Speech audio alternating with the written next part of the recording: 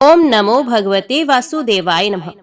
आज जया एकादशी व्रत के पारण का दिन है और आज भीष्म द्वादशी का भी व्रत रखा जाएगा। भीष्म द्वादशी व्रत हिंदू धर्म में एक अत्यंत महत्वपूर्ण व्रत माना जाता है। ये व्रत माघ मास के शुक्ल पक्ष की द्वादशी तिथि को रखा जाता है। इसे भीष्म द्वादशी या भीष्म निर्जला द्वादशी भी कहा जाता है। भीष्म द्वादशी का संबंध महाभारत के महायोद्धा और पितामह भीष्म से है। महाभारत के अनुसार भीष्म पितामह ने माघ मास की शुक्ल पक्ष की अष्टमी से लेकर द्वादशी तक शरशैया तीरों के बिस्तर पर लेटे हुए सूर्य के उत्तरायण होने की प्रतीक्षा की थी। द्वादशी के दिन उन्होंने भगवान श्री कृष्ण के दर्शन करके प्राण त्यागे थे। इस दिन उन्होंने पांडवों को विष्णु सहस्त्रनाम का उपदेश भी दिया था, जिसे सुनने और पढ़ने से जीवन के सभी कष्ट दूर होते हैं और मोक्ष की प्राप्ति होती है। ये व्रत करने से व्यक्ति को पितामह भीष्म के आशीर्वाद से मोक्ष की प्राप्ति होती है। इस दिन पूर्वजों के निमित्त तर्पण, पिंडदान और श्राद्ध करने से उनकी आत्मा को शांति मिलती है। इस व्रत को करने से जन्म जन्मांतर के पाप समाप्त हो जाते हैं। ये व्रत भगवान विष्णु को समर्पित होता है, जिससे उनकी विशेष कृपा प्राप्त होती है। उपवास और पवित्र कार्य करने से व्यक्ति का शरीर और मन दोनों शुद्ध हो जाते हैं। इस व्रत को करने के लिए प्रातः काल गंगा स्नान या पवित्र नदी में स्नान करके व्रत का संकल्प लें। भगवान विष्णु और भीष्म पितामह की विधि पूर्वक पूजा करें। इस दिन विष्णु सहस्त्रनाम का पाठ करना विशेष रूप से लाभकारी होता है। ब्राह्मणों को भोजन कराएं, वस्त्र और अन्न का दान करें, पूर्वजों की आत्मा की शांति के लिए तर्पण करें, दिन भर उपवास रखें और द्वादशी तिथि समाप्त होने पर फलाहार करें। भीष्म द्वादशी व्रत अत्यंत पुण्यदायी है। इस व्रत को करने से पितृ दोष समाप्त होता है, भगवान विष्णु की कृपा प्राप्त होती है और व्यक्ति को मोक्ष का मार्ग मिलता है। इसलिए जो भी श्रद्धालु इस व्रत को सच्चे मन से करता है, उसे जीवन में सुख, समृद्धि और आत्मिक शांति प्राप्त होती है। तो एकादशी व्रत पारण में सबसे पहले सुने भीष्म द्वादशी की कथा। प्राचीन काल में माघ मास के शुक्ल पक्ष में हस्त नक्षत्र से युक्त एक एकादशी का व्रत भीम ने किया था। इसलिए इस एकादशी को भीमा एकादशी कहा जाता है। यह आश्चर्य है कि मात्र इसी एकादशी का व्रत करने से भीमसेन पितृ ऋण से मुक्त हो गए थे। प्राणियों के पुण्यों की अभिवृद्धि करने वाली भीमा द्वादशी तिथि भीमसेन के नाम से ही प्रसिद्ध भी है। ये तिथि तो बिना हस्त नक्षत्र के संयोग से ही ब्रह्म हत्यादि पापों का विनाश कर देती है। ये द्वादशी तिथि महापापों को तो वैसे ही नष्ट कर देती है, जैसे कुमार्गामी राजा से राज्य, कपुत्र से कुल, दुष्ट पत्नी से पति, अधर्म से धर्म, कुमंत्री से राजा, अज्ञान से ज्ञान, अशोच से शोच, अश्रद्धा से श्राद्ध, असत्य से सत्य, उष्णता से शीतलता, अनाचार से संपत्ति, कहने मात्र से दान, विस्मय करने से तप, अशिक्षा से पुत्र, दूर चले जाने से गो, क्रोध से शांति, नहीं बढ़ाने से धन, ज्ञान से अविद्या और निष्कामता से फल विनिष्ट हो जाते हैं। उसी प्रकार पाप नाश के लिए द्वादशी तिथि शुभ कही गई है। ब्रह्म हत्या, सूरापान, स्वर्ण चोरी तथा गुरुपत्नी गमन, ये महापातक मनुष्य में यदि एक साथ उत्पन्न हो जाए तो इनको त्रिपुष्कर तीर्थ भी नष्ट नहीं कर सकती हैं, किंतु ये द्वादशी उस समस्त पाप समूह को नष्ट कर देती है। नैमिष क्षेत्र, कुरुक्षेत्र, प्रभास क्षेत्र, कालिंदी, यमुना, गंगा तथा सभी तीर्थ भी एकादशी के समान नहीं। कोई भी दान, जप, होम या अन्य पुण्य इसके तुल्य नहीं। यदि एक और पृथ्वी के दान का सत्कर्म रखकर दूसरी और भगवान हरि की इस पवित्र एकादशी तिथि की तुलना की जाए तो भी यही एक महापुण्यशालिनी एकादशी तिथि सर्वश्रेष्ठ सिद्ध होगी। इस व्रत में भगवान वराह देव की स्वर्ण प्रतिमा बनाकर नए ताम्र पात्र में घट के ऊपर स्थापित करना चाहिए। तदंतर ब्राह्मण जन समस्त विश्व के बीजभूत विष्णु देव की उस प्रतिमा को श्वेत वस्त्र से आच्छादित कर स्वर्ण निर्मित दीपादि उपचारों से प्रयत्न पूर्वक उनकी पूजा करें। भगवान विष्णु की विधि पूर्वक पूजा को समाप्त कर व्रती रात्रि में जागरण करते हुए भगवान हरि के महात्म्य को प्रतिपादित करने वाले पुराण की कथा का श्रवण करें। तदंतर प्रातः काल स्वर्ण निर्मित वराह सहित सपरिवार भगवान की उस मूर्ति को अपेक्षा रखने वाले ब्राह्मण को देकर के पालना करें। इस विधि विधान से व्रत करने से मनुष्य पुण्य माता के गर्भ से उत्पन्न होकर स्तन का दूध नहीं पान करता, अर्थात वे पुनर्जन्म से मुक्त हो जाता है। इस पुण्यशालिनी एकादशी का व्रत करने से प्राणी को पितृ, गुरु एवं देव इन तीनों ऋणों से मुक्ति प्राप्त हो जाती है। ये व्रत सभी व्रतों का आदि स्थान है। इस व्रत को करके मनुष्य अपने समस्त मनोवांछित फलों को प्राप्त करने में सफल रहता है। तो सब प्रेम से बोलो, लक्ष्मी नारायण भगवान की जय। जय तुलसी महारानी, नमो नमो हरि की पटरानी, नमो नमो। आइए सुनते हैं तुलसी माता की संपूर्ण कथा। तुलसी माता को हरि प्रिया भी कहा जाता है। जितना भगवान श्री हरि विष्णु सोने, चांदी, हीरे, मोती और रत्नों से प्रसन्न नहीं होते, उतना सिर्फ तुलसी दल से प्रसन्न हो जाते हैं। सच्ची श्रद्धा भाव से तुलसी दल भगवान विष्णु को अर्पित करने से मनुष्य के सभी संकट कट जाते हैं और मनोकामनाएं पूरी हो जाती हैं। शास्त्र अनुसार एकादशी के दिन तुलसी जी में कभी भी जल नहीं चढ़ाना चाहिए, क्योंकि तुलसी महारानी स्वयं एकादशी का निर्जला व्रत रखती हैं। लेकिन द्वादशी के दिन व्रत के पारण के समय तुलसी माता को जल अवश्य चढ़ाना चाहिए और पूरी विधि विधान से पूजा पाठ करके उनकी कथाओं को सुनकर ही अपना व्रत खोलना चाहिए। कार्तिकेय जी ने महादेव जी से कहा, हे भगवान, मैं ये सुनना चाहता हूँ कि कौन सा ऐसा वृक्ष है जिसका पत्ता और फूल भी मोक्ष प्रदान करने वाला है। महादेव जी बोले, बेटा, सब प्रकार के पत्तों और पुष्पों की अपेक्षा तुलसी ही श्रेष्ठ मानी गई है। वे परम मंगल में समस्त कामनाओं को पूर्ण करने वाली, शुद्ध, श्री विष्णु को अत्यंत प्रिय तथा वैष्णवी नाम धारण करने वाली है। वे संपूर्ण लोकों में श्रेष्ठ, शुभ तथा भोग और मोक्ष प्रदान करती है। भगवान श्री विष्णु ने पूर्व काल में संपूर्ण लोकों का हित करने के लिए तुलसी का वृक्ष रोपा था। तुलसी के पत्ते और पुष्प सब धर्मों में प्रतिष्ठित हैं। जैसे भगवान श्री विष्णु को लक्ष्मी और मैं दोनों प्रिय हैं, उसी प्रकार ये तुलसी देवी भी परम प्रिय है।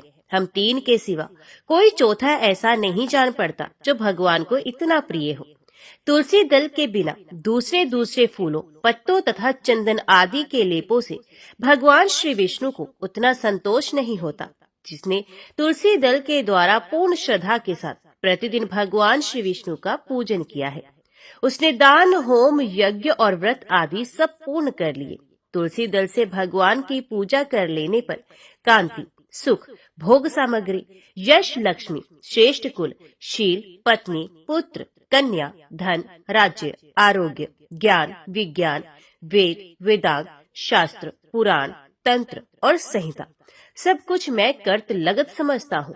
जैसे पुण्य सलिला गंगा मुक्ति प्रदान करने वाली है, उसी प्रकार ये तुलसी भी कल्याण करने वाली है। हे सकन, यदि मंजरे युक्त तुलसी पत्रों के द्वारा भगवान श्री विष्णु की पूजा की जाए तो उसके पुण्य फल का वर्णन करना असंभव है। जहाँ तुलसी का वन है वहीं भगवान श्री विष्णु की समीपता है तथा वहीं ब्रह्मा और लक्ष्मी भी संपूर्ण देवताओं के साथ विराजमान रहती हैं। इसलिए अपने निकटवर्ती स्थान में तुलसी देवी को रोपकर उनकी पूजा अवश्य करनी चाहिए। तुलसी के निकट जो स्तोत्र, मंत्र आदि का जप किया जाता है, ये सब अनंत गुना फल देने वाला होता है। प्रेत, पिशाच, कुष्मांड, ब्रह्म राक्षस, भूत और दैत्य आदि सब तुलसी के वृक्ष से दूर भागते हैं। ब्रह्म हत्या आदि पाप तथा पाप और खोटे विचार से उत्पन्न होने वाले रोग, ये सब तुलसी वृक्ष के समीप नष्ट हो जाते हैं। जिसने श्री भगवान की पूजा के लिए पृथ्वी पर तुलसी का बगीचा लगा रखा है, उसने उत्तम दक्षिणाओं से युक्त 100 यज्ञों का विधिवत अनुष्ठान पूर्ण कर लिया है। जो श्री भगवान की प्रतिमाओं तथा शालिग्राम शिलाओं पर चढ़े हुए तुलसी दल को प्रसाद के रूप में ग्रहण करता है, वे श्री विष्णु के सायुज्य को प्राप्त होता है। जो श्री हरि की पूजा करके उन्हें निवेदन किए हुए तुलसी दल को अपने मस्तक पर धारण करता है, वे पाप से शुद्ध होकर स्वर्गलोक को प्राप्त होता है। कलयुग में तुलसी का पूजन, कीर्तन, ध्यान, रोपण और धारण करने से वे पाप को जलाती और स्वर्ग एवं मोक्ष प्रदान करती है। जो तुलसी के पूजन आदि का दूसरों को उपदेश देता और स्वयं भी आचरण करता है, वे भगवान श्री लक्ष्मीपति के परम धाम को प्राप्त होता है। जो वस्तु भगवान श्री विष्णु को प्रिय जान पड़ती है, वे मुझे भी अत्यंत प्रिय है। श्राद्ध और यज्ञ आदि कार्यों में तुलसी का एक पत्ता भी महान पुण्य प्रदान करने वाला है। जिसने तुलसी की सेवा की है, उसने गुरु, ब्राह्मण, देवता और तीर्थ सबका भली भांति सेवन कर लिया। इसलिए षडानन, तुम तुलसी का सेवन करो। जो शिखा में तुलसी स्थापित करके प्राणों का परित्याग करता है, वे पाप राशि से मुक्त हो जाता है। राजसूय आदि यज्ञ, भांति भांति के व्रत तथा संयम के द्वारा धीर पुरुष जिस गति को प्राप्त करता है, वही उसे तुलसी की सेवा से मिल जाती है। तुलसी के एक पत्र से श्री हरि की पूजा करके मनुष्य वैष्णव तव को प्राप्त होता है। उसके लिए अन्यान्य शास्त्रों के विस्तार की क्या आवश्यकता है। जिसने तुलसी की शाखा तथा कोमल पत्तियों से भगवान श्री विष्णु की पूजा की है, वे कभी माता का दूध नहीं पीता, अर्थात उसका पुनर्जन्म नहीं होता। कोमल तुलसी दलों के द्वारा प्रतिदिन श्रीहरि की पूजा करके मनुष्य अपनी सैकड़ों और हजारों पीढ़ियों को पवित्र कर सकता है। तात, ये मैंने तुमसे तुलसी के प्रधान गुण बताए हैं। संपूर्ण गुणों का वर्णन तो बहुत अधिक समय लगाने पर भी नहीं हो सकता। ये उपाख्यान पुण्य राशि का संचय करने वाला है। जो प्रतिदिन इसका श्रवण करता है, वे पूर्व जन्म के किए हुए पाप तथा जन्म मृत्यु के बंधन से मुक्त हो जाता है। तो बेटा, इस अध्याय के पाठ करने वाले पुरुष को कभी रोग नहीं सताते, अज्ञान उसके निकट नहीं आता, उसकी सदा विजयी होती है। तुलसी का नाम उच्चारण करने पर असुरों का दर्प दलन करने वाले भगवान श्री विष्णु प्रसन्न हो जाते हैं। मनुष्यों के पाप नष्ट हो जाते हैं तथा उसे अक्षय पुण्य की प्राप्ति होती है, जिसके दर्शन मात्र से करोड़ों गोदान का फल होता है। उस तुलसी का पूजन और वंदन लोग क्यों ना करें। कलयुग के संसार में वे मनुष्य धन्य हैं, जिनके घर में शालिग्राम शिला का पूजन संपन्न करने के लिए प्रतिदिन माता तुलसी का वृक्ष भूतल पर लहलहाता रहता है। जो कलयुग में भगवान श्री केशव की पूजा के लिए पृथ्वी पर तुलसी का वृक्ष लगाते हैं, उन पर यदि यमराज अपने किंकरों सहित रुष्ट हो भी जाएं, तो भी वे उनका क्या कर सकते हैं। हे तुलसी, तुम अमृत से उत्पन्न हो और केशव को सदा ही प्रिय हो। कल्याणी, मैं भगवान की पूजा के लिए तुम्हारे पत्तों को चुनता हूँ। तुम मेरे लिए वरदायिनी बनो। तुम्हारे श्रेयंगों से उत्पन्न होने वाले पत्रों और मंजरियों द्वारा मैं सदा ही जिस प्रकार श्री हरि का पूजन कर सकूं, वैसा कोई उपाय करो। पवित्रांगी तुलसी, तुम कलिमल का नाश करने वाली हो। इस भाव के मंत्रों से जो तुलसी दलों को चुनकर उनसे भगवान वासुदेव का पूजन करता है, उसकी पूजा का करोड़ों गुना फल होता है। हे देवेश्वरी, बड़े बड़े देवता भी तुम्हारे प्रभाव का गायन करते हैं। मुनि, सिद्ध, गंधर्व, पाताल निवासी, साक्षात नागराज, शेष तथा संपूर्ण देवता भी तुम्हारे प्रभाव को नहीं जानते। केवल भगवान श्री विष्णु ही तुम्हारी महिमा को पूर्ण रूप से जानते हैं। जिस समय क्षीर समुद्र के मंथन का उद्योग प्रारंभ हुआ था, उस समय श्री विष्णु के अनंतास से तुम्हारा प्रादुर्भाव हुआ था। पूर्व काल में श्री हरि ने तुम्हें अपने मस्तक पर धारण किया था। देवी, उस समय श्री विष्णु के शरीर का संपर्क पाकर तुम परम पवित्र हो गई थी। तुलसी, मैं तुम्हें प्रणाम करता हूँ। तुम्हारे श्रेयंग से उत्पन्न पत्रों द्वारा जिस प्रकार श्री हरि की पूजा कर सकूं, ऐसी कृपा करो जिससे मैं निर्विघ्नता पूर्वक परम गति को प्राप्त हूँ। साक्षात श्री कृष्ण ने तुम्हें गोमती तट पर लगाया और बढ़ाया था। वृंदावन में विचरते समय उन्होंने संपूर्ण जगत और गोपियों के हित के लिए तुलसी का सेवन किया। जगत प्रिया तुलसी, पूर्व काल में वशिष्ठ जी के कथन अनुसार श्री रामचंद्र जी ने भी राक्षसों का वध करने के उद्देश्य से सरयू के तट पर तुम्हें लगाया था। तुलसी देवी, मैं तुम्हें प्रणाम करता हूँ। श्री रामचंद्र जी से वियोग हो जाने पर अशोक वाटिका में रहते हुए जनक किशोरी सीता ने तुम्हारा ही ध्यान किया था, जिससे उन्हें अपने प्रियतम का समागम प्राप्त हुआ। पूर्व काल में हिमालय पर्वत पर भगवान शंकर की प्राप्ति के लिए देवी पार्वती ने तुम्हें लगाया और अपनी अभिष्ट सिद्धि के लिए तुम्हारा सेवन किया था। हे तुलसी देवी, मैं तुम्हें नमस्कार करता हूँ। संपूर्ण देवांगनाओं और किन्नरों ने भी दुस्वप्न का नाश करने के लिए नंदन वन में तुम्हारा सेवन किया था। देवी, मैं तुम्हें प्रणाम करता हूँ। धर्मान्य गया में साक्षात पितरों ने तुलसी का सेवन किया था। दंडकारण्य में भगवान श्री रामचंद्र जी ने अपने हित साधन की इच्छा से परम पवित्र तुलसी का वृक्ष लगाया तथा लक्ष्मण और सीता ने भी बड़ी भक्ति के साथ उसे पोसा था। जिस प्रकार शास्त्रों में गंगा जी को त्रिभुवन व्यापिनी कहा गया है, उसी प्रकार तुलसी देवी भी संपूर्ण चराचर जगत में दृष्टि गोचर होती है। तुलसी का ग्रहण करके मनुष्य पातकों से मुक्त हो जाता है और तो और मुनीश्वरों तुलसी के सेवन से ब्रह्महत्या भी दूर हो जाती है। तुलसी के पत्ते से टपकता हुआ जल जो अपने सर पर धारण करता है, उसे गंगा स्नान और 10 गोदान का फल प्राप्त होता है। देवी मुझ पर प्रसन्न हो जाओ, हे देवेश्वरी, हे हरिप्रिय, मुझ पर प्रसन्न हो जाओ। क्षीर सागर के मंथन से प्रकट हुई तुलसी देवी, मैं तुम्हें प्रणाम करता हूँ। द्वादशी की रात्रि में जागरण करके जो इस तुलसी स्तोत्र का पाठ करता है, भगवान श्री विष्णु उसके 32 अपराध क्षमा करते हैं। बाल्यावस्था, कुमार अवस्था, जवानी और बुढ़ापे में जितने पाप किए होते हैं, वे सब तुलसी स्तोत्र के पाठ से नष्ट हो जाते हैं। तुलसी के स्तोत्र से संतुष्ट होकर भगवान सुख और अभय उदय प्रदान करते हैं। जिस घर में तुलसी का स्तोत्र लिखा हुआ विद्यमान रहता है, उसका कभी अशुभ नहीं होता, उसका सब कुछ मंगलमय होता है, किंचित भी अमंगल नहीं होता, उसके लिए सदा सुकाल रहता है।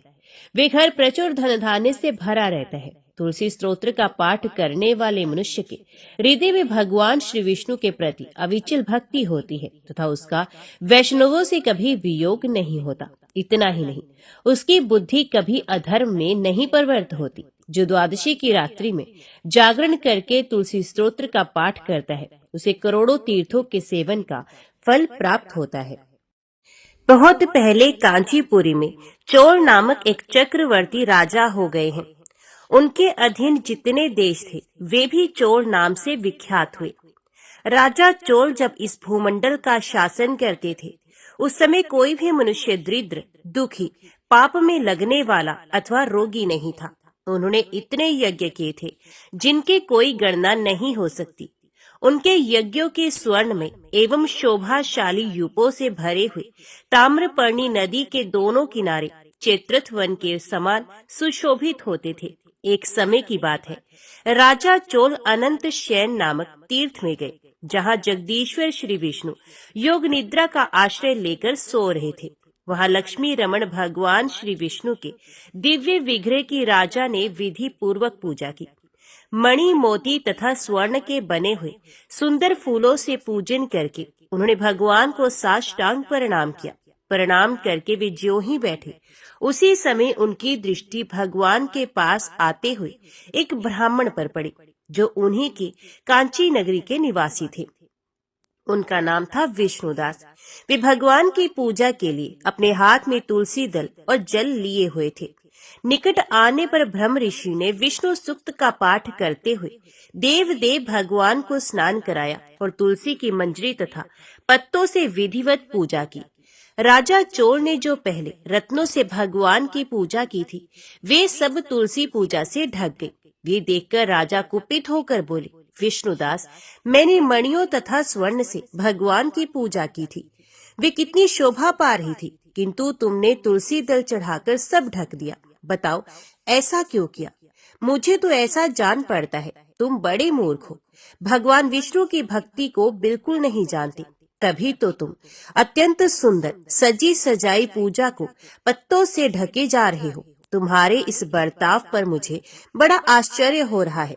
तो विष्णुदास बोले, राजन, आपको भक्ति का कुछ भी पता नहीं, केवल राजलक्ष्मी के कारण आप घमंड कर रहे हैं। बताइए तो, आज से पहले आपने कितने वैष्णव व्रतों का पालन किया है?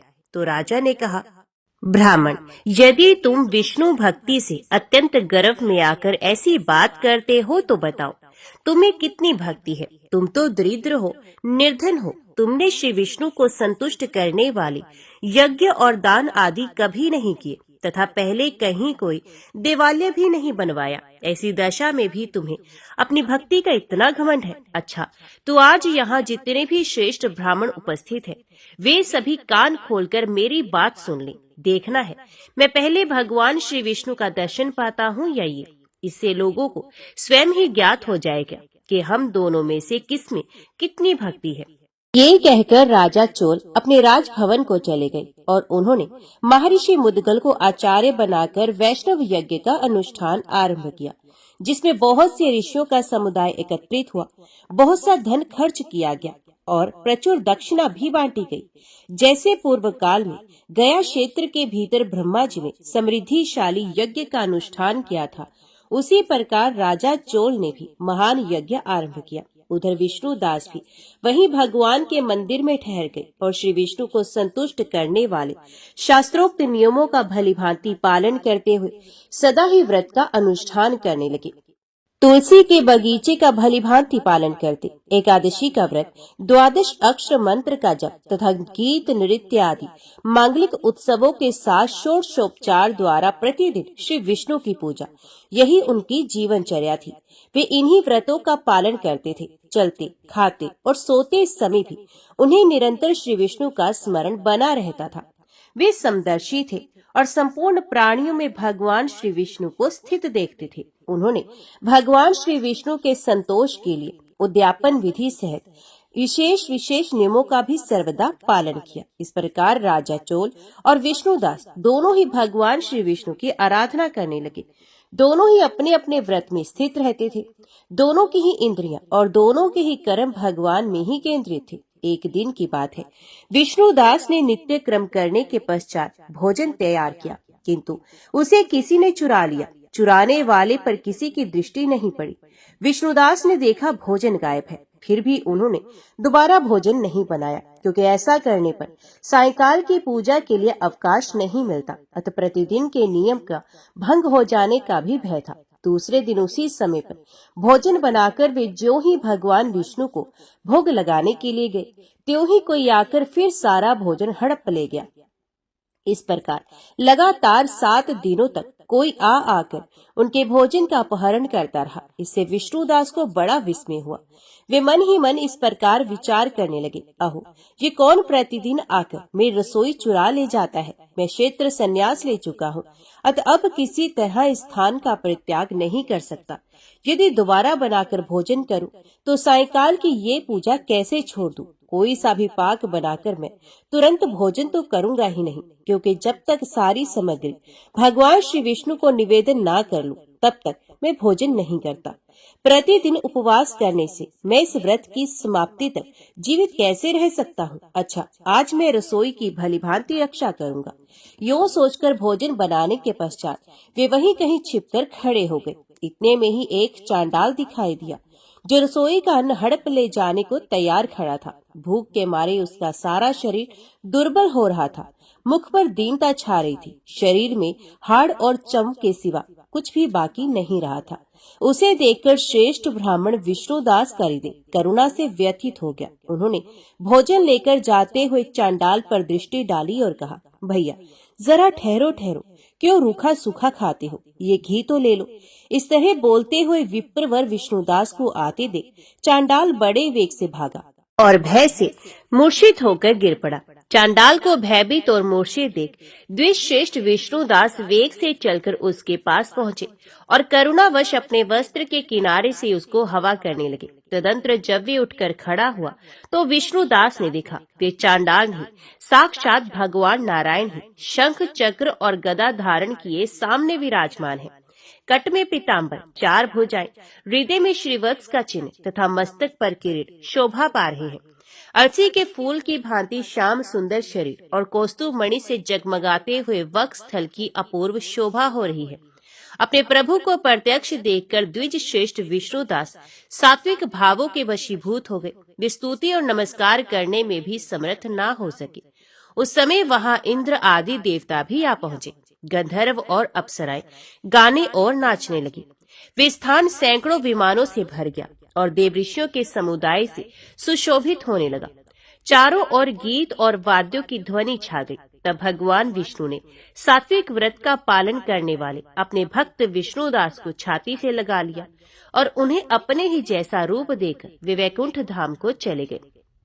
उस समय यज्ञ में दीक्षित हुए राजा चोल ने देखा विष्णुदास एक सुंदर विमान पर बैठकर भगवान विष्णु के समीप जा रहा है। विष्णु दास को वैकुंठ धाम में जाते देख राजा ने तुरंत ही अपने गुरु महर्षि मुद्गल को बुला लिया और इस प्रकार कहना आरंभ किया, जिसके साथ लाग डांट होने के कारण मैंने ये यज्ञ दान आदि कर्म का अनुष्ठान किया है, वे ब्राह्मण आज भगवान श्री विष्णु का रूप धारण करके मुझसे पहले ही वैकुंठ धाम को जा रहा है। मैंने इस वैष्णव यज्ञ में भलीभांति दीक्षित होकर अग्नि में हवन किया और दान आदि के द्वारा ब्राह्मणों का मनोरथ पूर्ण किया, तथापि अभी तक भगवान मुझ पर प्रसन्न नहीं हुए और इस ब्राह्मण को केवल भक्ति के ही कारण श्रीहरि ने प्रत्यक्ष दर्शन दिया। अतः जान पड़ता है भगवान श्री विष्णु केवल दान और यज्ञों से प्रसन्न नहीं होते, उन प्रभु का दर्शन कराने में भक्ति ही, तुलसी ही प्रधान कारण है। यो कहकर राजा ने अपने भांजे को राज्य सिंहासन पर अभिषिक्त कर दिया।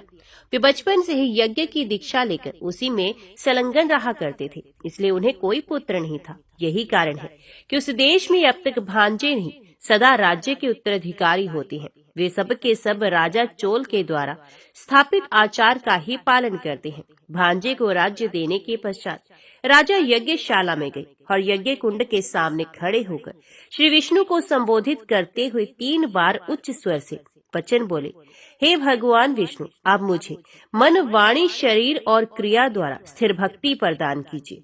यो कहकर वे सबके देखते ही देखते अग्नि में कूद पड़े। उस समय मुद्गल मुनि ने क्रोध में आकर अपनी शिखा उखाड़ डाली। तभी से आज तक उस गोत्र में उत्पन्न होने वाले समस्त मुद्गल ब्राह्मण बिना शिखा के ही रहते हैं।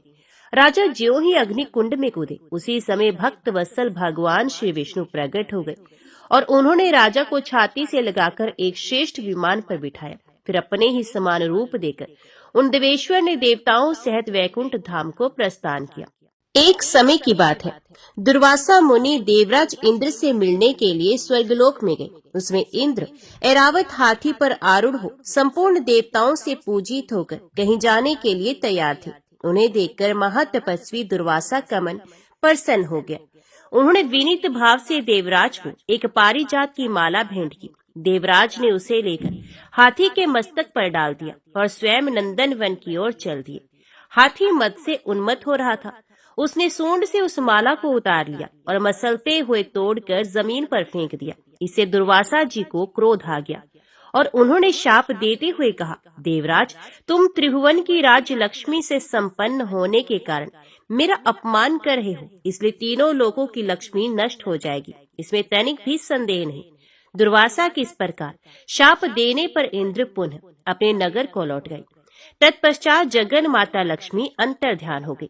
ब्रह्मा आदि देवता, गंधर्व, यक्ष, किन्नर, दैत्य, दानव, नाग, मनुष्य, राक्षस, पशु, पक्षी तथा कीट आदि जगत के समस्त चराचर प्राणी दरिद्रता के मारे दुख भोगने लगे। सब लोगों ने भूख प्यास से पीड़ित होकर ब्रह्मा जी के पास जाकर कहा, भगवान, तीनों लोग भूख प्यास से पीड़ित हैं। आप सब लोगों के स्वामी और रक्षक हैं, अतः हम आपके शरण में आए हैं। देवेश, आप हमारी रक्षा कीजिए। ब्रह्मा जी बोले, देवता, दैत्य, गंधर्व और मनुष्य आदि प्राणियों, सुनो, इंद्र के अनाचार से ही ये सारा संकट उपस्थित हुआ है। उन्होंने अपने बर्ताव से महात्मा दुर्वासा को कुपित कर दिया है। उन्हीं के क्रोध से आज तीनों लोगों का नाश हो रहा है। जिनकी कृपा कटाक्ष से सब लोग सुखी होते हैं, वे जगन माता महालक्ष्मी अंतर ध्यान हो गई हैं। जब तक वे अपनी कृपा दृष्टि से नहीं देखेंगी, तब तक सब लोग दुखी ही रहेंगे। इसलिए हम सब लोग चलकर क्षीर सागर में विराजमान सनातन देव भगवान नारायण की आराधना करें। उनके प्रसन्न होने पर ही संपूर्ण जगत का कल्याण होगा। ऐसा निश्चय करके ब्रह्मा जी संपूर्ण देवताओं और भृगु आदि महर्षियों के साथ क्षीर सागर पर गए और विधि पूर्वक पुरुष सूक्त के द्वारा उनकी आराधना करने लगे। उन्होंने अनन्य चित्त होकर अष्टाक्षर मंत्र का जप और पुरुष सूक्त का पाठ करके परमेश्वर का ध्यान करते हुए उनके लिए हवन किया तथा दिव्य स्तोत्रों से स्तवन और विधिवत नमस्कार किया। इससे प्रसन्न होकर भगवान ने सब देवताओं को दर्शन दिया और कृपा पूर्वक ये कहा, देवगण, मैं वर देना चाहता हूँ, तुम लोग इच्छा अनुसार वर मांगो। ये सुनकर ब्रह्मा आदि संपूर्ण देवता हाथ जोड़कर बोले, हे भगवान, दुर्वासा मुनि के शाप से तीनों लोग संपत्तिहीन हो गए हैं। पुरुषोत्तम, इसलिए हम आपकी शरण में आए हैं। श्री भगवान बोले, देवताओं, अत्रि कुमार दुर्वासा मुनि के शाप से भगवती लक्ष्मी अंतर्ध्यान हो गई हैं। अतः तुम लोग मंदराचल पर्वत को उखाड़कर क्षीर सागर में रख दो और उसे मथानी बनाकर नागराज वासुकी को रस्सी की जगह उसमें लपेट दो। फिर दैत्य, गंधर्व और दानवों के साथ मिलकर समुद्र का मंथन करो। तत्पश्चात जगत की रक्षा के लिए लक्ष्मी देवी प्रकट होंगी। उनकी कृपा दृष्टि पड़ते ही तुम लोग महान सौभाग्यशाली हो जाओगे, इसमें तनिक भी संदेह नहीं। मैं ही कूर्म रूप से मंदराचल को अपनी पीठ पर धारण करूंगा तथा मैं ही संपूर्ण देवताओं में प्रवेश करके अपनी शक्ति से उन्हें बलिष्ठ बनाऊंगा। भगवान के ऐसा कहने पर ब्रह्मा आदि संपूर्ण देवता उन्हें साधुवाद देने लगे। उनकी स्तुति सुनते हुए भगवान अच्युत वहां से अंतर्ध्यान हो गए। तदंतर संपूर्ण देवता और महाबली दानव आदि ने मंदराचल पर्वत को उखाड़कर क्षीर सागर में डाल दिया। इसी समय अमित पराक्रमी भूत भावन नारायण भगवान ने कछुए के रूप में प्रकट होकर उस पर्वत को अपनी पीठ पर धारण किया तथा एक हाथ से उन सर्वव्यापी अविनाशी प्रभु ने उसके शिखर को भी पकड़ रखा था। तदंतर देवता और असुर मंदराचल पर्वत में नागराज वासुकी को लपेटकर क्षीर सागर का मंथन करने लगे। जिस समय महाबली देवता लक्ष्मी को प्रकट करने के लिए क्षीर सागर को मथने लगे, उस समय संपूर्ण महाऋषि उपवास करके मन और इंद्रियों के संयम पूर्वक क्षीर सूक्त और विष्णु सहस्त्रनाम का पाठ करने लगे। शुद्ध एकादशी तिथि को समुद्र का मंथन आरंभ हुआ। उसमें लक्ष्मी के प्रादुर्भाव की अभिलाषा रखते हुए श्रेष्ठ ब्राह्मणों और मुनिवरों ने भगवान लक्ष्मी नारायण का ध्यान और पूजन किया। उस मुहूर्त में सबसे पहले कालकूट नामक महाभयंकर विष प्रकट हुआ, जो बहुत बड़े पिंड के रूप में था। ये प्रलय कालीन अग्नि के समान अत्यंत भयंकर जान पड़ता था। उसे देखते ही संपूर्ण देवता और दानव भय से व्याकुल होकर भागने लगे। उन्हें भय से पीड़ित हो भागते देख मैंने उन सबको रोककर कहा, देवताओं, इस विषय से भय न करो। इस कालकूट नामक महान विष को मैं अभी अपना आहार बना लूंगा। मेरी बात सुनकर इंद्र आदि संपूर्ण देवता मेरे चरणों में पड़ गए और साधु साधु कहकर मेरी स्तुति करने लगे। उधर मेघ के समान काले रंग वाले उस महाभयानक विष को प्रकट हुआ देख मैंने एकाग्रचित से अपने हृदय से सर्व दुखारी भगवान नारायण का ध्यान किया और उनके 3 नाम रूपी महामंत्र का भक्ति पूर्वक जप करते हुए उस भयंकर विष को पी लिया। सर्वव्यापी श्री विष्णु के 3 नामों के प्रभाव से उस लोक संहारकारी विष को मैंने अनायास ही पचा लिया। अच्युत, अनंत और गोविंद, यही श्री हरि के 3 नाम हैं, जो एकाग्रचित हो इनके आदि में प्रणव और अंत में नमः जोड़कर भक्ति पूर्वक जप करता है, उसे विष, रोग और अग्नि से होने वाली मृत्यु का महान भय प्राप्त नहीं होता। जो इस 3 नाम रूपी महामंत्र का एकाग्रता पूर्वक जप करता है, उसे काल और मृत्यु से भी भय नहीं होता। फिर दूसरों से भय होने की तो बात ही क्या। इस प्रकार मैंने 3 नामों के ही प्रभाव से विष का पान किया था। तत्पश्चात समुद्र मंथन करने पर लक्ष्मी जी की बड़ी बहन दरिद्रा प्रकट हुई। वे लाल वस्त्र पहने थी। उन्होंने देवताओं से पूछा, मेरे लिए क्या आज्ञा है? तब देवताओं ने उनसे कहा, जिनके घर में प्रतिदिन कलह होता है, वहीं हम तुम्हें रहने के लिए स्थान देते हैं। तुम अमंगल को साथ लेकर उन्हीं घरों में जा बसो, जहाँ कठोर भाषण किया जाता हो, जहाँ के रहने वाले सदा झूठ बोलते हो तथा जो मलिन अंतकरण वाले पापी संध्या के समय सोते हो, उन्हीं के घर में दुख और दरिद्रता प्रदान करती हुई तुम नित्य निवास करो। महादेवी, जो खोटी बुद्धि वाला मनुष्य पैर धोए बिना ही आचमन करता है, उस पाप परायण मानव की तुम ही सेवा करो। कलहे प्रिया दरिद्रा देवी को इस प्रकार आदेश देकर संपूर्ण देवताओं ने एकाग्रचित हो उन्हें क्षीर सागर का मंथन आरंभ किया। तब सुंदर नेत्रों वाली वारुणी देवी प्रकट हुई, जिसे नागराज अनंत ने ग्रहण किया। तदंतर समस्त शुभ लक्षणों से सुशोभित और सब प्रकार के आभूषणों से विभूषित एक स्त्री प्रकट हुई, जिसे गरुड़ ने अपनी पत्नी बनाया। इसके बाद दिव्य अप्सराएं और महातेजस्वी गंधर्व उत्पन्न हुए, जो अत्यंत रूपवान और सूर्य, चंद्रमा तथा अग्नि के समान तेजस्वी थी। तत्पश्चात ऐरावत हाथी, उच्च श्रवा घोड़ा, धन्वंतरी वैद्य, पारिजात वृक्ष और संपूर्ण कामनाओं को पूरी करने वाली सुरभि गो का प्रादुर्भाव हुआ। इन सबको देवराज इंद्र ने बड़ी प्रसन्नता के साथ ग्रहण कर लिया। इसके बाद द्वादशी को प्रातः काल सूर्योदय होने पर संपूर्ण लोकों के अधीश्वरी कल्याणमयी भगवती महालक्ष्मी प्रकट हुई। उन्हें देखकर सब देवताओं को बड़ा हर्ष हुआ। देवलोक में दुदुम्बियां बजने लगी, वनदेवियां फूलों की वृष्टि करने लगी, गंधर्वराज गाने और अप्सराएं नाचने लगी, शीतल एवं पवित्र हवा चलने लगी, सूर्य की प्रभा निर्मल हो गई, बुझी हुई अग्नियां जल उठी और संपूर्ण दिशाओं में प्रसन्नता छा गई। तदंतर क्षीरसागर से शीतल एवं अमृतमय किरणों से युक्त चंद्रमा प्रकट हुए, जो माता लक्ष्मी के भाई और सबको सुख देने वाली हैं। ये नक्षत्रों के स्वामी और संपूर्ण जगत के मामा है।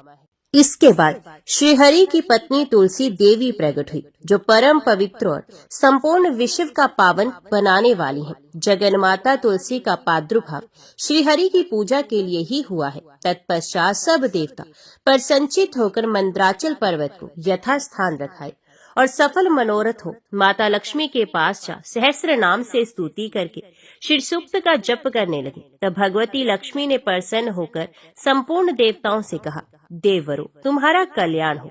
मैं तुम्हें वर देना चाहती हूँ, मुझसे मनोवांछित वर मांगो।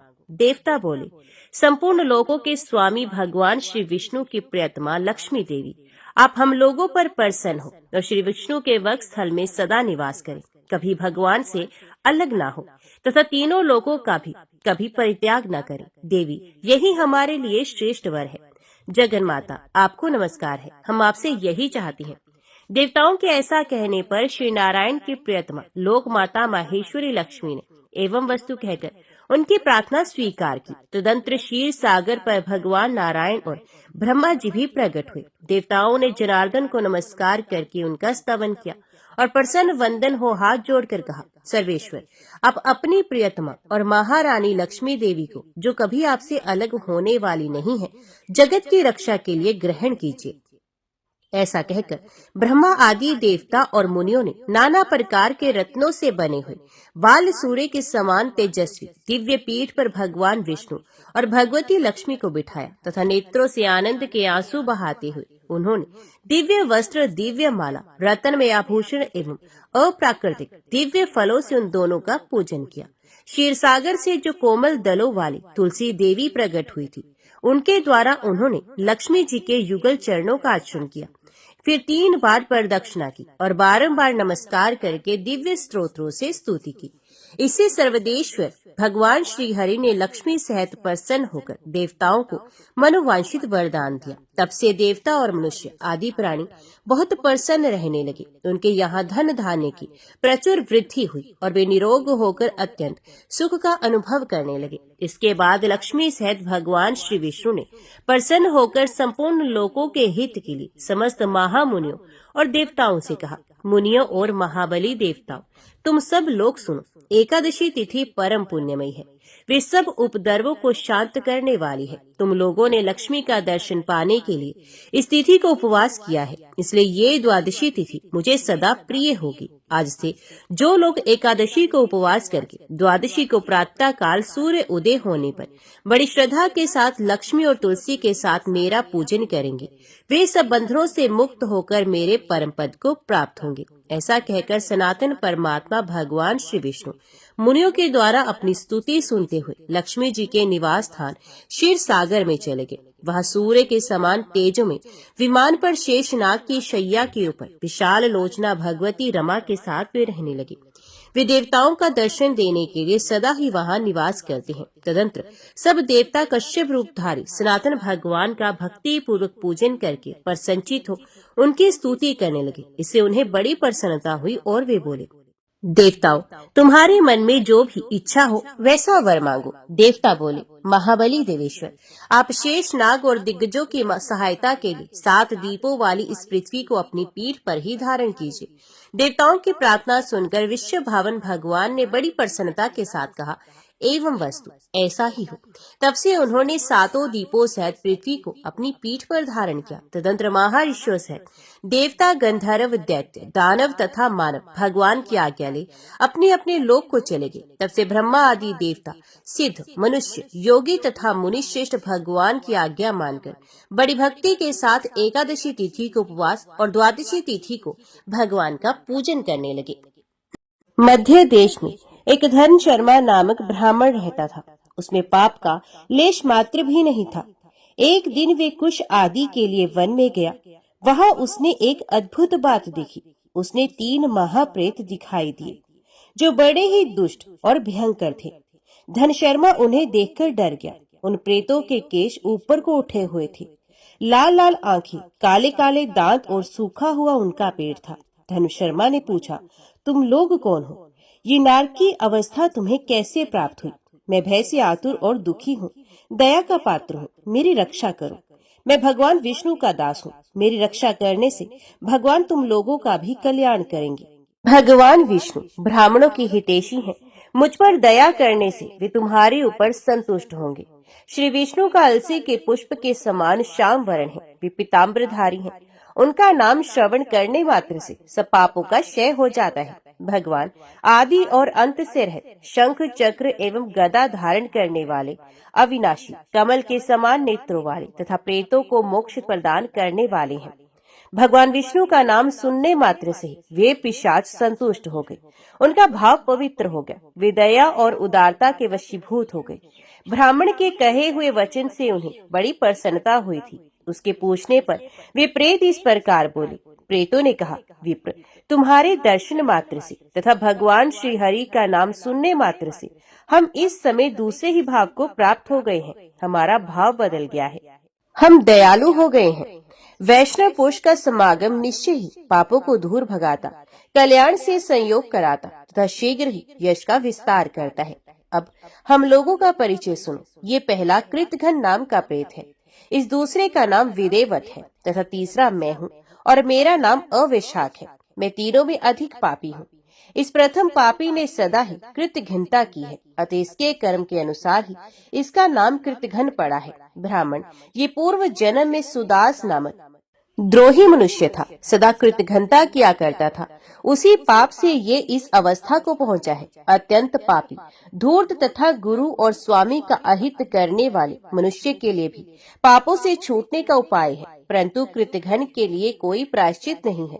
इस दूसरे पापी ने देवताओं का पूजन किए बिना ही सदा अन्न भोजन किया है। इसने गुरु और ब्राह्मणों को कभी दान नहीं दिया है, इसलिए इसका नाम विदेवत हुआ। ये पूर्व जन्म में हरिवीर नाम से विख्यात राजा था। 10,000 गांवों पर इसका अकेले का अधिकार था। ये रोष, अहंकार तथा नास्तिकता के कारण गुरुजनों की आज्ञा का उल्लंघन करने में तत्पर रहता था। प्रतिदिन 5 महायज्ञों का अनुष्ठान किए बिना ही खाता और ब्राह्मणों की निंदा किया करता था। उसी पाप कर्म के कारण ये बड़े बड़े नरकों का कष्ट भोगकर इस समय विदेवत नाम का प्रेत हुआ है। अविशाख नामक तीसरा प्रेत मैं हूँ। मैं पूर्व जन्म में ब्राह्मण था। मध्य देश में मेरा जन्म हुआ था। मेरा नाम भी गौतम था और गोत्र भी। मैं वासपुर गांव में निवास करता था। मैंने भगवान माधव की प्रसन्नता के उद्देश्य से कभी स्नान नहीं किया, दान और हवन भी नहीं किया। मैंने कभी स्नान, दान, शुभ कर्म, पूजा तथा पुण्य के द्वारा भगवान माधव को प्रसन्न नहीं किया है। इससे मेरा सारा वैदिक कर्म निष्फल हो गया है। मैं अविशाख नामक प्रेत होकर सब और विचरता हूँ। हम तीनों के प्रेत योनि में पड़ने का जो कारण है वे सब मैंने आपको बता दिया है। अब तुम हम लोगों का पापों से उद्धार करो, क्योंकि तुम विप्र हो। ब्राह्मण, पुण्यात्मा साधु पुरुष तीर्थों से भी बढ़कर हैं। वे शरण में आए हुए महान पापियों को भी नरक से तार देती हैं। जो मनुष्य सदा गंगा आदि संपूर्ण तीर्थों में स्नान करता है तथा जो केवल साधु पुरुषों का संग करता है, उनमें साधु संग करने वाला पुरुष ही श्रेष्ठ है। अतः तुम मेरा उद्धार करो। अथवा मेरा एक पुत्र है जो धनशर्मा नाम से विख्यात है। स्वामी, तुम उसी के पास जाकर ये सब बातें समझाओ। हमारे लिए इतना परिश्रम करो। जो दूसरों का कार्य उपस्थित होने पर उसके लिए उद्योग करता है, उसे उसका पूरा फल मिलता है। वे यज्ञ, दान और शुभ कर्मों से भी अधिक फल का भागी होता है। उस प्रेत का वचन सुनकर धनशर्मा को बड़ा दुख हुआ। उसने ये जान लिया कि ये मेरे पिता है जो नरक में पड़े हुए हैं। तब वे सर्वथा अपनी निंदा करते हुए बोला, स्वामी, मैं ही गौतम का आपका पुत्र धनशर्मा हूँ। मैं आपके किसी काम न आया। मेरा जन्म निरर्थक है। जो पुत्र आलस्य छोड़कर अपने पिता का उद्धार नहीं करता, वे अपने को पवित्र नहीं कर पाता। जो इस लोक और परलोक में भी सुख का संतान विस्तार कर सके, वही संतान या तन्य माना गया है। इस लोक में धर्म की दृष्टि से पुरुष के दो ही गुरु हैं, पिता और माता। इनमें भी पिता ही श्रेष्ठ है, क्योंकि सर्वत्र बीज की ही प्रधानता देखी जाती है। पिताजी, क्या करूं, कहाँ जाऊं, कैसे आपकी गति होगी? मैं धर्म का तत्व नहीं जानता, केवल आपकी आज्ञा का पालन करूंगा। तो प्रेत बोला, बेटा घर जाओ और यमुना में विधि पूर्वक स्नान करो। आज से 5वें दिन पूर्णिमा आने वाली है, जो सब प्रकार की उत्तम गति प्रदान करने वाली तथा जो देवता और पितरों के पूजन के लिए उपयुक्त है। उस दिन पितरों के निमित्त भक्ति पूर्वक तिल मिश्रित जल का घड़ा, अन्न और फल दान करना चाहिए। उस दिन जो श्राद्ध किया जाता है, वे पितरों को 1000 वर्षों तक आनंद प्रदान करने वाला होता है। जो पूर्णिमा को विधि पूर्वक स्नान करके 10 ब्राह्मणों को खीर भोजन कराता है, वे सब पापों से मुक्त हो जाता है। जो धर्मराज की प्रसन्नता के लिए जल से भरे हुए 7 घड़े दान करता है, वे अपनी 7 पीढ़ियों को तार देता है। बेटा, त्रयोदशी, चतुर्दशी तथा पूर्णिमा को भक्ति परायण होकर स्नान, जप, दान, होम और श्री माधव का पूजन करो और उससे जो फल हो वे हम लोगों को समर्पित कर दो। ये दोनों प्रेत भी मेरे परिचित हो गए हैं, अतः इनको इसी अवस्था में छोड़कर मैं स्वर्ग नहीं जा सकता। इन दोनों के पाप का भी अंत आ गया है। बहुत अच्छा कहकर वे श्रेष्ठ ब्राह्मण अपने घर गया और वहां जाकर उसने सब कुछ उसी तरह किया। वे प्रसन्नता पूर्वक परम भक्ति के साथ स्नान दान करने लगा।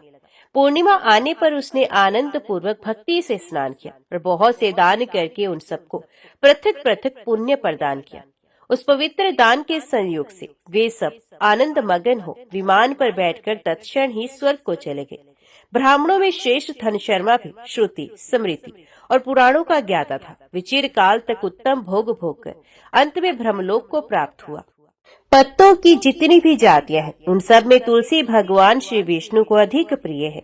पुष्कर आदि जितने तीर्थ हैं, गंगा आदि जितनी नदियां हैं तथा वासुदेव आदि जो देवता हैं, वे सभी तुलसी दल में निवास करते हैं। अतः तुलसी सर्वदा और सब समय भगवान श्री विष्णु को प्रिय है। कमल और मालती का फूल छोड़कर तुलसी का पत्ता ग्रहण करे और उसके द्वारा भक्ति पूर्वक माधव की पूजा करे। उसके पुण्य फल का पूरा वर्णन करने में शेष भी समर्थ नहीं है। जो बिना स्नान किए ही देव कार्य या पितृ कार्य के लिए तुलसी का पत्ता तोड़ता है, उसका सारा कर्म निष्फल हो जाता है तथा वे पंचगव्य पान करने से शुद्ध होता है। जैसे हरे बहुत तेरे रोगों को तत्काल हर लेती है, उसी प्रकार तुलसी दरिद्रता और दुख भोग आदि से संबंध रखने वाले अधिक से अधिक पापों को भी शीघ्र ही दूर कर देती है। तुलसी काले रंग के पत्तों वाली हो या हरे रंग की, उसके द्वारा श्री मधुसूदन की पूजा करने से प्रत्येक मनुष्य भगवान का भक्त नर से नारायण हो जाता है। जो तीनों संध्याओं के समय तुलसी दल से मधुहंता श्री हरि का पूजन करता है, उसका पुण्य संसार में जन्म नहीं होता। फूल और पत्तों के ना मिलने पर अन्न आदि के द्वारा धान, गेहूं, चावल अथवा जौ के द्वारा भी सदा श्री हरि का पूजन करे। तत्पश्चात सर्वदेव में भगवान श्री विष्णु की प्रदक्षिणा करे। इसके बाद देवताओं, मनुष्यों, पितरों तथा चराचर जगत का तर्पण करना चाहिए। पीपल को जल देने से दरिद्रता, कालकर्णी, एक तरह का रोग, दुस्वपन, दुश्चिंता तथा संपूर्ण दुख नष्ट हो जाते हैं। जो बुद्धिमान पीपल के पेड़ की पूजा करता है, उसे अपने पितरों को तृप्त कर दिया, भगवान विष्णु की आराधना कर ली तथा संपूर्ण ग्रहों का भी पूजन कर लिया। अष्टांग योग का साधन स्नान करके पीपल के वृक्ष का सिंचन तथा श्री गोविंद का पूजन करने से मनुष्य कभी दुर्गति को प्राप्त नहीं होता। जो सब कुछ करने में असमर्थ हो, वे स्त्री या पुरुष यदि पूर्वोक्त नियमों से युक्त होकर त्रयोदशी, चतुर्दशी और पूर्णिमा तीनों दिन भक्ति से विधि पूर्वक प्रातः स्नान कर तो सब पातकों से मुक्त होकर अक्षय स्वर्ग का उपभोग करता है। भगवान विष्णु की प्रसन्नता के लिए ब्राह्मणों को भोजन कराता है तथा 3 रात तक प्रातः काल एक बार भी स्नान करके संयम और शौच का पालन करते हुए श्वेत या काले तिलों का मधु में मिलाकर 12 ब्राह्मणों को दान देता है और उन्हीं के द्वारा स्वसित वाचन कराता है तथा मुझ पर धर्मराज प्रसन्न हो, इस उद्देश्य से देवताओं और पितरों का तर्पण करता है। उसके जीवन भर के किए हुए पाप तत्काल नष्ट हो जाती हैं। जो पूर्णिमा को मटका जल के घड़े, पकवान तथा स्वर्ण में दक्षिणादान करता है, उसे अश्वमेध यज्ञ का फल मिलता है। ओम नमो भगवते वासुदेवाय नमः। जय श्री राधे कृष्णा।